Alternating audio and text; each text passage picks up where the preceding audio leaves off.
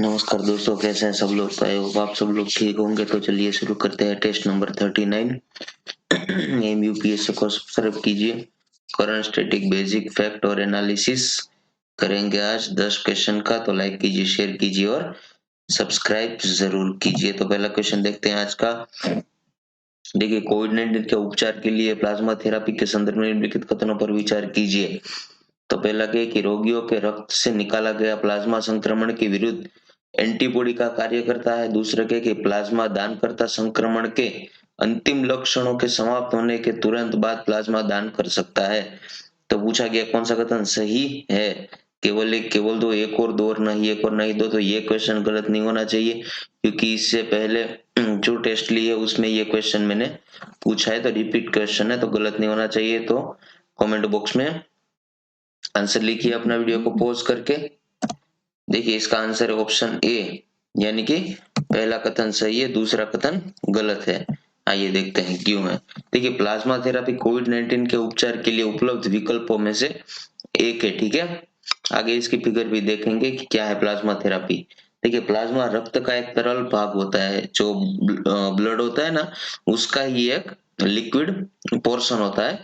संक्रमण से ठीक होने वाले रोगियों के, जो कोरोना कोरोना से अथवा तो कोई और बीमारियों से जो ठीक होने वाले जो रोगी होते हैं, उसके रक्त से निकाला गया प्लाज्मा, यानी कि वो जो ठीक हो गए उसके रक्त से प्लाज्मा निकाला जाता है। एक येलोइश रंग का लिक्विड पोर्शन होता है, जो संक्रमण के विरुद्ध एंटीबॉडी का कार्य करता है। ठीक है, वो एक एंटीबॉडी का कार्य करता है, लड़ता है, ठीक है, एंटीजन से। इसके तहत प्लाज्मा दानकर्ता को संक्रमण के अंतिम लक्षणों के समाप्त होने के बाद 28 दिनों तक स्वस्थ रहने का आवश्यक होता है। देखिए, इसके तहत क्या होता है कि जो प्लाज्मा डोनेट करता है, जो ठीक हो गया जो व्यक्ति है, उसके लास्ट मतलब 28 डेज तक उसको स्वस्थ है, ये कंफर्म होने के बाद ही प्लाज्मा उसके बॉडी से निकाला जाता है, उसके बॉडी से एंटीबॉडी निकाला जाता है। ठीक है, तो ये है पूरा प्लाज्मा। देखिए, ये है, देखिए ये है कोरोना संक्रमित व्यक्ति, पूरा रेड कलर का है। फिर कोरोना से ठीक हुआ व्यक्ति, ये पूरा हो गया ब्लू कलर का। फिर इसमें से देखिए ये ब्लू कलर का हो गया, प्लाज्मा निकाला गया। ये जो खून में से प्लाज्मा निकाला गया। और ये है फिर से कोरोना संक्रमित व्यक्ति, उसमें ये इंजेक्ट किया गया, तो ये हो गया ना, ठीक होने लगा ना धीरे धीरे दूसरा कोरोना से जो इम्पैक्ट व्यक्ति है। तो ये होते हैं। देखिए, देखिए आईएलबीएस हॉस्पिटल दिल्ली के निदेशक डॉक्टर एक एस के शरीर ने कहा कि प्लाज्मा थेरेपी कोई नई नहीं है, यह 100 सालों से ज्यादा समय से मौजूद है। सबसे पहले इसका इस्तेमाल 1918 में महामारी में हुआ था। ठीक है, तो ये क्वेश्चन बन सकता है कि ये थेरेपी अभी की 2020 में शुरू हुई या फिर 2000 के बाद ही इसके बारे में प्लाज्मा थेरेपी के बारे में पता चला। तो नहीं, ये 1980 की उस यूज हुई है ये थेरेपी। ठीक है, दूसरा क्वेश्चन क्या है कि किस राज्य सरकार ने गोधन संरक्षण के संवर्धन के लिए गो कैबिनेट स्थापित करने का निर्णय लिया है। तो पहला है मध्य प्रदेश, दूसरा उत्तर प्रदेश, तीसरा है गुजरात, चौथा है उपयुक्त में से कोई नहीं। तो वीडियो को पॉज कीजिए और अपना आंसर दीजिए। तो अपना आंसर है ऑप्शन ए, मध्य प्रदेश। आइए देखिए, हाल ही में मध्य प्रदेश में गो संरक्षण कैबिनेट स्थापित करने का निर्णय लिया है, यानी कि गायों के संरक्षण के लिए एक कैबिनेट, स्पेशल कैबिनेट बनाई जाएगी। ठीक है, इस गो कैबिनेट में पशुपालन, वन, याद रखना, पशुपालन, वन, पंचायत और ग्रामीण विकास, राजस्व गृह और किसान कल्याण विभाग शामिल होंगे। पहली बैठक कब? 22 नवंबर को मालावा में आयोजित की जाएगी, यानी कि बैठक हो गई है। ठीक है, 22 नवंबर को थी। देखिए, 1 रुपए 60 पैसे मंजूर है एक गाय के लिए। 1,80,000 गायों के लिए बजट सिर्फ 11 करोड़ रुपए और 1300 गौशालाओं के लिए राशि मध्य प्रदेश सरकार देती है। ठीक है, तो याद रखने वाली बात है। तीसरा क्वेश्चन क्या है कि माइक्रोवेव हथियार के संदर्भ में निम्नलिखित कथनों पर विचार कीजिए। तो इससे किसी लक्ष्य पर ध्वनि, लेजर या माइक्रोवेव के रूप में अति केंद्रित ऊर्जा से हमला किया जाता है। दूसरा क्या है कि अब तक इन हथियारों को विकसित नहीं किया गया था, अभी इन्हें विकसित करने की योजना बनाई जा रही है। तो कौन सा कथन सही नहीं है ये पूछा गया है। एक दो, एक और दो, और नहीं एक और नहीं दो। तो वीडियो को पॉज कीजिए और जल्दी से जल्दी अपना आंसर दीजिए। तो इसका आंसर पहले ये देख लेते हैं, इसका आंसर देख लेते हैं। ऑप्शन बी यानी कि दूसरा कथन गलत है, पहला कथन सही है। आइए देखते हैं। देखिए ये है माइक्रोवेव लेजर, ये देखिए ये ऊपर है। ये जो आपने बॉलीवुड की मूवी में या फिर बॉलीवुड की मूवी में देखा होगा, ये लेजर इसमें से निकलती है। तो इन्हें डायरेक्ट एनर्जी वेपन्स कहा जाता है।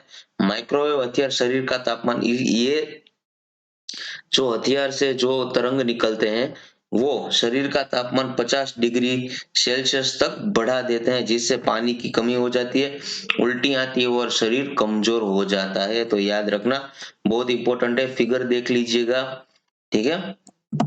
देखिए माइक्रोवेव हथियारों द्वारा किसी लक्ष्य पर ध्वनि, लेजर या माइक्रोवेव के रूप में अति केंद्रित ऊर्जा से हमला किया जाता है, ठीक है। इन्हें प्रत्यक्ष और इसमें जमीन पर भी, पानी में या फिर हवा में भी इस लेजर लाइट से हमला किया जा सकता है, ठीक है। डायरेक्ट एनर्जी वेपन्स का एक नया प्रकार माना जाता है, ठीक है।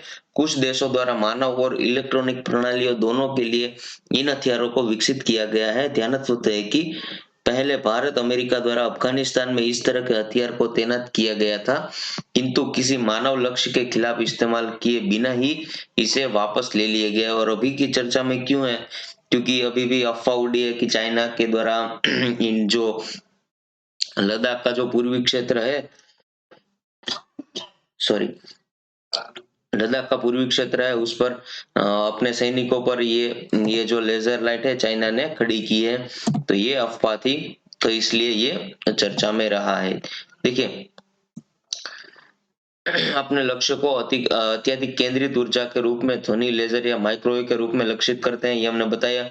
उच्च आवृत्ति के विद्युत चुम्बकीय विकिरण के बीम द्वारा मानव त्वचा को लक्षित किया जाता है, जिससे दर्द और असहजता होती है। अगर ये टारगेट अगर मानव के बॉडी पर करता है ये बीम, तो दर्द और असहजता होती है। इनकी तरंग दैर्ध्य 1 मिलीमीटर से लेकर 1 मीटर तक होती है, जिनकी आवृत्ति 300 मेगाहर्ट्ज और 300 गीगाहर्ट्ज के बीच में होती है, ठीक है। इन्हें हाई एनर्जी रेडियो फ्रीक्वेंसी भी कहा जाता है।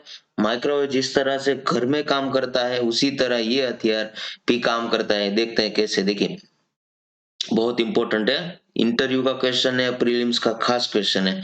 इसमें एक मैग्नेट्रॉन होता है, ठीक है, जो माइक्रोवेव तरंग इसमें जो मैग्नेट्रॉन होता है वो माइक्रोवेव तरंगे भेजता है। ये तरंगे जब किसी खाद्य पदार्थ से होकर गुजरती है तो वो गर्मी पैदा करती है। ये हथियार भी इसी सिद्धांत पर काम करता है, ठीक है। फिर से बोल रहा हूँ, ये तरंगे जब खाद्य पदार्थ से होकर गुजरती है, माइक्रोवेव होता है आपके घर में, तो उसमें से जो तरंगे निकलती है वो खाने के पदार्थ को गर्म करती है। तो इसी तरह से ये हथियार भी इस सिद्धांत पर काम करता है, ये बॉडी को गर्म कर देता है, ठीक है।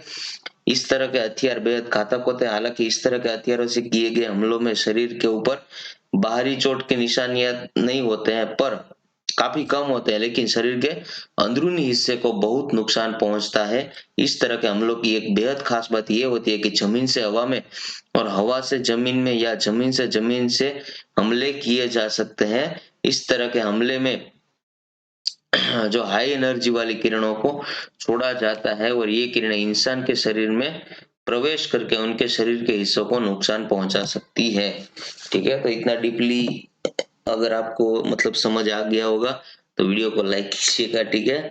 और आगे देखते हैं, ठीक है। ईरान परमाणु समझौते के संदर्भ में निम्नलिखित कथनों पर विचार कीजिए। तो यह परमाणु समझौता 2015 में हुआ था। दूसरा क्या है कि ईरान के अतिरिक्त इस समझौते में केवल अमेरिका, ब्रिटेन, फ्रांस और जर्मनी शामिल है। तो उपयुक्त में से कौन सा कथन सही है? केवल एक, केवल दो, एक और दो, नहीं एक और नहीं दो। तो वीडियो को पॉज कीजिए और जल्दी से जल्दी अपना आंसर दीजिए, ठीक है। तो इसका आंसर है ऑप्शन ए, यानी कि पहला कथन सही है। यह परमाणु समझौता वर्ष 2015 में हुआ था। देखिए हाल ही में ईरान ने कहा है कि यदि अमेरिका ईरान पर लगाए गए प्रतिबंधों को हटा लेता है ईरान ने क्या कहा कि अमेरिका अमेरिका ने जो ईरान पर सैंक्शन लगाया है, तो ईरान पर लगाए गए प्रतिबंधों को अमेरिका हटा लेता है तो वह स्वयं ही अपना परमाणु प्रतिबद्धताओं पर लौट आएगा। ठीक है, जो ट्रीटी साइन हुई थी, जो शर्तें रखी गई थी, उसका पालन ईरान करने लगेगा। ईरान परमाणु समझौता वर्ष 2015 में हुआ था, याद रखने वाली बात है। पीसीएस के लिए, यूपीएससी के लिए, दोनों के लिए एवरग्रीन पोर्शन हो जाता है। ठीक है, जिसके तहत जेकोपा यानी कि संयुक्त व्यापक कार्य योजना बनाई गई थी। आगे देखेंगे क्या है जेकोप। संयुक्त व्यापक कार्य योजना के अंतर्गत ईरान ने मध्य संवर्धित यूरेनियम भंडारण, जो ईरान के अंदर जो यूरेनियम का भंडारण है वो पूर्ण रूप से समाप्त करने में निम्न संवर्धित यूरेनियम भंडारण का 98% कम करना था, और आगामी वर्षों में अपने गैस सेंट्रीफ्यूजों की संख्या को 2/3 से कम करने पर सहमति व्यक्त की थी। ईरान तथा विश्व के 6 देश, कौन से? अमेरिका, चीन, रूस, ब्रिटेन, फ्रांस और जर्मनी, ये P5+1 इस ईरान न्यूक्लियर डील में शामिल थे। आइए देखते हैं। देखिए, थोड़ा लंबा है ठीक है, पर बहुत इंपॉर्टेंट है। एक बार समझ आ जाएगा तो कभी ईरान न्यूक्लियर डील का कोई भी मतलब गलत नहीं हो पाएगा। ठीक है, देखिए ये ट्रीटी अब हुआ क्या था, शुरू से शुरू करते हैं। 1950 के दशक में जो ईरान ने शांतिपूर्ण तरीके से परमाणु कार्यक्रम की शुरुआत की थी, 1950 में ईरान ने शांतिपूर्ण तरीके से परमाणु कार्यक्रम की शुरुआत की थी, लेकिन बात तब बिगड़ गई जब 2002 में यह बात सामने आई कि एनपीटी की यानी कि नॉन प्रोलिफरेशन ट्रीटी या परमाणु अप्रसार संधि पर हस्ताक्षर करने के बावजूद, यानी कि ईरान ने जो एनपीटी पर हस्ताक्षर किए हैं उनके बावजूद, ठीक है, ईरान ने अपने नाभिकीय हथियारों यानी कि न्यूक्लियर वेपन्स को तेजी से इकट्ठा कर रहा था। इस कारण से अंतरराष्ट्रीय समुदाय में ईरान के परमाणु कार्यक्रम को लेकर चिंता बढ़ने लगी। ठीक है, अपने समेत संयुक्त राष्ट्र सुरक्षा परिषद के सदस्य देशों ने ईरान को एक प्रकार का खतरा महसूस होने लगा। उसके बाद क्या हुआ कि 2006 में संयुक्त राष्ट्र सुरक्षा परिषद है, उसने ईरान पर कई प्रकार के प्रतिबंध लगाए। ठीक है, यूनाइटेड नेशन सिक्योरिटी काउंसिल ने ईरान पर प्रतिबंध लगाए। ठीक है, क्यों लगाए? क्योंकि उसको लगा था कि ये न्यूक्लियर वेपन्स बना रहे हैं ईरान वाले, जबकि उसने एनपीटीटी पर भी साइन की है। फिर भी साथ ही यूएसए, यूरोपियन यूनियन ने भी ईरान पर कई प्रकार के इकोनॉमिकली प्रतिबंध लगाए। क्या होता है आर्थिक प्रतिबंध? कि हम आपके देश से व्यापार नहीं करेंगे, दूसरे देशों को भी मना कर दिया। उसके दोस्त जो दोस्त देश होते हैं, नेबर कंट्री, वो भी व्यापार नहीं कर सकेंगे, और आप आयात निर्यात नहीं कर सकेंगे। टेरिफ, नॉन टेरिफ का प्रॉब्लम होता है। तो ये सब इकोनॉमिकली जो अभी हाल में पाकिस्तान के साथ देखा जाता है ना, ऐसा ही। ठीक है, लिहाजा दुनिया के देशों के साथ ईरान का व्यापार बंद होने लगा और ईरान की आर्थिक स्थिति खराब होने लगी। ठीक है, अब जुलाई 2015 में ऑस्ट्रिया की राजधानी वियना में सिक्योरिटी काउंसिल के सभी सदस्य देश यानी कि कौन कौन? अमेरिका, रूस, चीन, फ्रांस, ब्रिटेन तथा जर्मनी और यूरोपीय यूनियन ने ईरान के साथ एक परमाणु समझौता किया। ठीक है, क्या समझौता किया? कि सुरक्षा परिषदों के 5 सदस्यों और जर्मनी को सम्मिलित रूप से 5+ यानी कि P5+1 कंट्री कहा जाता है। अब आइए, समझौते में क्या था कि शर्तें रखी गई। कौन कौन सी शर्तें रखी गई? पहली शर्त क्या थी कि ईरान को अपने संवर्धित यानी कि एनरिच्ड जो यूरेनियम का भंडारण है उसको कम करना होगा। ठीक है, उससे ही तो न्यूक्लियर वेपन बनाते हैं, क्योंकि ईरान के पास यूरेनियम का भंडारण है। ठीक है, इसके तहत क्या है कि ईरान को उच्च संवर्धित यूरेनियम का जो 98% हिस्सा है वो नष्ट करना था, और या फिर देश के बाहर भेजना था ताकि उनके परमाणु कार्यक्रम पर विराम लगाया जा सके। अगर आप यूरेनियम या तो नष्ट कर दीजिए या फिर उसको देश से बाहर निकाल दीजिए। ठीक है, यूरेनियम को। दूसरी शर्त क्या थी कि यूरेनियम को 3.67% की संवर्धित करने की इजाजत दी गई, ताकि उससे इस्तेमाल बिजली उत्पादन या फिर आप यूज करें। ठीक है, कितने प्रतिशत? 3.67% आप रखें, पर उसका इस्तेमाल अच्छे कामों के लिए करें, अपने देश के उपयोग में, यानी कि सेफली करे। अगर कोई गलत काम के लिए या फिर न्यूक्लियर वेपन बनाने के लिए ना करे। ठीक है, बिजली उत्पादन अन्य जरूरतों में किया जा सके। आपको बता दें कि जो नाभिकीय हथियार बनाने के लिए यूरेनियम का संवर्धन 90% ज्यादा यानी उच्च संवर्धन जरूरी होता है, अन्यथा उसे नाभिकीय हथियार नहीं बनाए जाते। ठीक है। तीसरी शर्त क्या थी कि ईरान कुल सेंट्रीफ्यूज का 2/3 संख्या कम करेगा। इसके तहत लगभग 6000 सेंट्रीफ्यूज रखने पर सहमति बनी, जबकि डील से पहले ईरान के पास 19000 सेंट्रीफ्यूज थे। सेंट्रीफ्यूज एक प्रकार की मशीन होती है जिसकी सहायता से यूरेनियम संवर्धन किया जाता है। तो सेंट्रीफ्यूज की संख्या भी कम करने की बात कही। ठीक है। 19000 से 6000 रुपए 6000 सेंट्रीफ्यूज मशीन रखने की बात कही। ठीक है। अब नाभिकीय हथियार के निर्माण के लिए उच्च संवर्धित यूरेनियम की काफी मात्रा में जरूर होती है, पर 5 से 6000 सेंट्रीफ्यूज हथियार बनाने के लिए आवश्यक यूरेनियम के संवर्धन में काफी लंबा समय लगता है। ऐसे समय में जब दुनिया के अधिकतर देश परमाणु कार्यक्रम चला रहे हैं, तब केवल ईरान को रोकना तर्कसंगत नहीं होता। लिहाजा इन सभी शर्तों का उद्देश्य ईरान को नाभिकीय हथियार बनाने से पूरी तरह से रोकना नहीं था, बल्कि क्या था कि ईरान के परमाणु कार्यक्रम को विलंब करना था, ताकि अंतरराष्ट्रीय समुदाय को किसी भी तरह के संकट से जूझने के लिए समय मिल सके। अब जब कोई देश शांतिपूर्ण तरीके से परमाणु कार्यक्रम चला रहा हो तो विश्व समुदाय को कोई आपत्ति नहीं होती, और ईरान भी अपने परमाणु कार्यक्रम को शांतिपूर्ण ही बता रहा था। लेकिन विश्व के शक्तिशाली देशों के मन में उपजे जो आशंका है, शक पैदा हुआ था, उससे परमाणु डील की परिस्थिति पैदा हुई। ठीक है। नेक्स्ट शर्त, लास्ट शर्त क्या थी कि international atomic energy alliance agency यानी कि IAEA ईरान के उन स्थलों के से निरीक्षण भी कर सकते थे, यानी कि जो ईरान के अंदर जो अमुक एरिया होते हैं उसमें जो IAEA होते हैं वो उन स्थलों को निरीक्षण करते हैं। एजेंसी निरीक्षण करती है कि आप ये कार्यक्रम चला रहे हैं, क्या कोई गलत काम तो नहीं हो रहा है।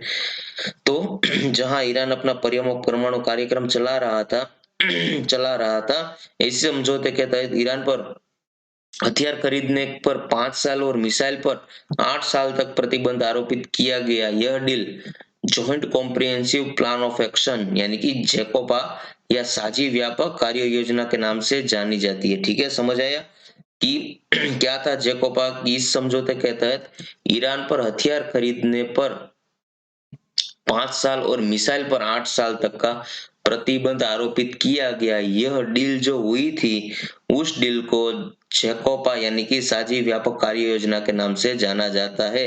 अब ईरान ने इस समझौते की सभी शर्तों को मान लिया, जिसके बदले ईरान को तेल और गैस के कारोबार, वित्तीय लेन देन वगैरह में ढील दे गई।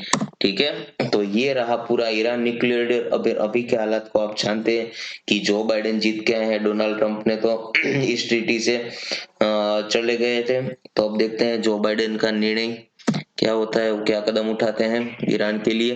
नेक्स्ट क्वेश्चन, भारत के किन राज्य केंद्र शासित प्रदेशों में आभासी न्यायालय के माध्यम से कार्य होता है? ठीक है। Virtual court, Maharashtra, Kerala, Haryana, Assam.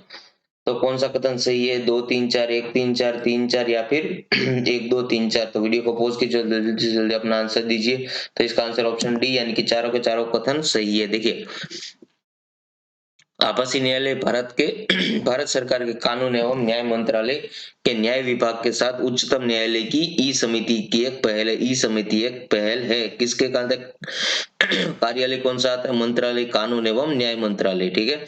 आभासी न्यायालय एक ऑनलाइन न्यायालय है जिसे आभासी न्यायाधीश, ठीक है, द्वारा प्रबंधित किया जाता है। इस अधिकार क्षेत्र को पूरे राज्य में बढ़ाया जा सकता है और यह 24/7 घंटे कार्य करता है।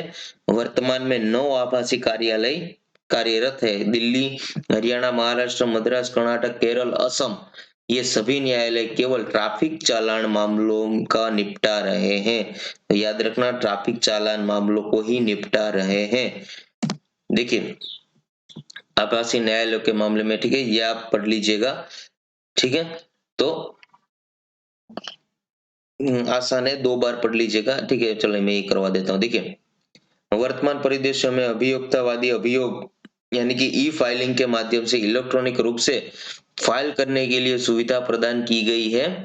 कोर्ट फीस या अर्थदंड के भुगतान इस अगर कोई कोर्ट को दंड भुगतान करवाना हो, ठीक है, कोई जुर्माना लगाना हो, तो इस वेबसाइट के माध्यम से किया जाता है। केस की स्थिति का सेवा वितरण के लिए बनाए गए विभिन्न चैनलों के माध्यम से ऑनलाइन देखा जा सकता है। ये किसके बारे में है? आभासी न्यायालय के बारे में, ठीक है। अब इसकी अवधारणा का उद्देश्य क्या है कि अदालत में अधिवक्ता की उपस्थिति को समाप्त करना और इस मामले को ऑनलाइन अधिनिर्णय करना है, ठीक है। अब संवैधानिक या वैधानिक प्रावधान के बारे में क्या ये आभासी न्यायालय क्या सोचता है? संवैधानिक रीते, ठीक है, भारत के संविधान के अनुच्छेद 145(4) में क्या आप ये प्रावधान दिया है कि खुली अदालतों के अलावा सर्वोच्च न्यायालय द्वारा कोई निर्णय नहीं दिया जाएगा। ध्यान तत्व है कि यह केवल निर्णय सुनाने के संदर्भ में है, मामलों के सुनवाई के संदर्भ में नहीं है, ठीक है।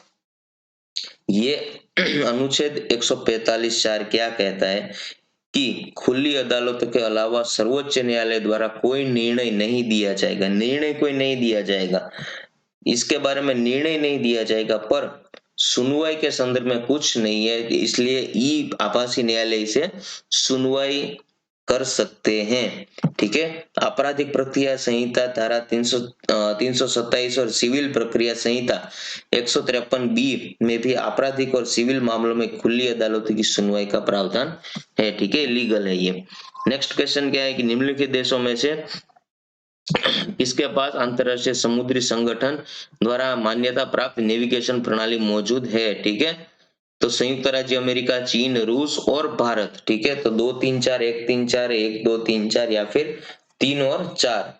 तो वीडियो को पॉज कीजिए और जल्दी से जल्दी अपना आंसर दीजिए। इसका आंसर ऑप्शन सी यानी कि 1 2 3 4 यानी कि आईएमओ प्राप्त नेविगेशन प्रणाली संयुक्त राज्य अमेरिका, चीन, रूस और भारत के पास है। आइए देखिए, अंतरराष्ट्रीय समुद्री संगठन द्वारा मान्यता प्राप्त अपने स्वतंत्र भारतीय क्षेत्रीय खुद का नेविगेशन सैटेलाइट सिस्टम है, ठीक है, जो भारत दुनिया का चौथा देश बन गया है। पहले 3 कौन से थे कि संयुक्त राज्य अमेरिका, रूस एवं चीन, अब भारत चौथा है, तो बहुत अच्छी बात है। 4 से 11 नवंबर 2020 तक आयोजित अपनी हालिया बैठक के दौरान आईएमओ की समुद्री सुरक्षा समिति ने आईआरएनएसएस को विश्वव्यापी रेडियो नेविगेशन प्रणाली की एक घटक के रूप में मान्यता दी है। देखिए, इंटरनेशनल मैरीटाइम ऑर्गेनाइजेशन के बारे में क्या आप जान लीजिए। देखिए, इसका हेडक्वार्टर लंदन यूके में है, ठीक है। और फाउंडर कौन है? यूएन द्वारा फाउंड किया गया है। कब फाउंड किया गया था? 1948 में। और पेरेंट ऑर्गेनाइजेशन कौन सी है कि United nation economic and social council. और इसके हेड कौन है? किटेक्लिम और इफेथमोइस मित्रोपोलोस, बहुत हार्ड नाम है। The International Maritime Organization is specialized agency of United Nations responsible for regulating shipping, ठीक है। The IMO was established following agreement at the UN conference held in Geneva 1948 and IMO came into extensive 10 years later meeting for the first time meeting 1959 में meeting first time हुई थी, ठीक है। तो इतना ही जरूरी है। जरूरी ये है कि किन किन के पास आईएमओ प्रणाली है, और भारत के पास है, और यूएसए, चीन और उसके पास है, ठीक है। और ये फाउंड कब की गई थी, ठीक है, हेडक्वार्टर कहाँ है, बस इतना ही याद रख लेना है, ठीक है। नेक्स्ट क्वेश्चन, रुपे कार्ड के बारे में पूछा गया कि रुपे कार्ड नेटवर्क विकास राष्ट्रीय सूचना केंद्र यानी कि एनआईसी द्वारा किया गया था। दूसरा क्या है कि इसका उपयोग केवल भारत में ही किया जा सकता है। तो कौन सा कथन सही नहीं है? केवल एक, केवल दो, एक और दो, और नहीं एक और नहीं दो। तो वीडियो को पॉज कीजिए और जल्दी से जल्दी अपना आंसर दीजिए। रुपे कार्ड के बारे में पूछा गया, इंपॉर्टेंट क्वेश्चन है। सी है यानी कि दोनों के दोनों कथन सही नहीं है। आइए देखते हैं। देखिए, रुपे कार्ड भारत में अपनी तरह का पहला घरेलू डेबिट कार्ड और क्रेडिट कार्ड का भुगतान नेटवर्क है। रुपे नेटवर्क का विकास भारतीय राष्ट्रीय भुगतान निगम यानी कि एनपीसीआई द्वारा किया गया था, ना कि एनआईसी, ठीक है। ये एक डेबिट और क्रेडिट कार्ड भुगतान नेटवर्क है, ठीक है। इस नेटवर्क का उपयोग Singapore, Bhutan, UAE, Bahrain, Saudi Arab जैसे देशों में लेन देन के लिए किया जा सकता है, ठीक है। यहाँ क्या बोला गया था कि केवल भारत में ही नहीं भाई, भारत में नहीं, America, sorry, Singapore, Bhutan, UAE, Bahrain, Saudi Arab जैसे देशों में लेन देन के लिए किया जा सकता है। और जनवरी 2020 तक 600 मिलियन से अधिक रुपए कार्ड धारक थे। ठीक है, आइए नेक्स्ट क्वेश्चन। अंग्रेजी लेखक डगलस स्टुअर्ट के निम्नलिखित में से किस उपन्यास के लिए वर्ष 2020 का बुकर पुरस्कार जीता है? तो पहला क्या है कि the God and small things, दूसरा क्या है कि पैसेज टू इंडिया, तीसरा है द टेस्टामेंट्स और चौथा क्या है शुगी बेन। तो वीडियो को पॉज कीजिए और जल्दी से जल्दी अपना आंसर दीजिए। इसका आंसर ऑप्शन डी यानी कि सुगी बेन। ठीक है, देखिए अब इसमें कुछ देखने को मतलब है नहीं, ये सिर्फ नाम याद रखना है। और डगलस स्टुअर्ट और सुगी बेन, ठीक है। और उपन्यास के लिए 2020 का बुकर पुरस्कार जीता। बुकर पुरस्कार याद रखना, इसका नाम डगलस स्टुअर्ट था और सुगी बेन। ठीक है, तो ये उपन्यास के लिए जीता था। ठीक है, अब इसमें क्या था कि यह उपन्यास में ये याद रखना कि एक ऐसे लड़के के जीवन पर आधारित है जो कि 1980 के दशक में ग्लासगो में पला बड़ा हुआ, जिसकी माँ नशे की समस्या से जूझ रही थी। बस इतना याद रखना, और कुछ इसमें याद रखने का नहीं है। ठीक है, इंपॉर्टेंट नहीं है। Next question. लगभग 1500 वर्ष पूर्व बन रहे महरौली के लौह स्तंभ में आज तक जंग नहीं लगी है। तो ये अद्भुत लौह स्तंभ निम्नलिखित में से कहां पर स्थित है? तो मध्य प्रदेश, बिहार, दिल्ली या आंध्र प्रदेश? तो बहुत आसान क्वेश्चन है, इसका आंसर ऑप्शन सी यानी कि दिल्ली में है। ये रहा महरौली लौह स्तंभ, ये देख रहे बीच में देख रहे हैं, ये है। देखिए महरौली लौह स्तंभ दिल्ली में कुतुब मीनार के परिसर में खड़ा है। इसकी ऊंचाई 7.2 मीटर और वजन 3 टन से भी ज्यादा है। इस पर खुदे अभिलेख से इसके बनने के समय की जानकारी मिलती है और इनमें चंद्र नामक एक शासक का जिक्र है जो संभवतः गुप्त वंश से है। तो याद रखने वाली बात यह है कि ये महरौली लौह स्तंभ कहाँ है? दिल्ली में है।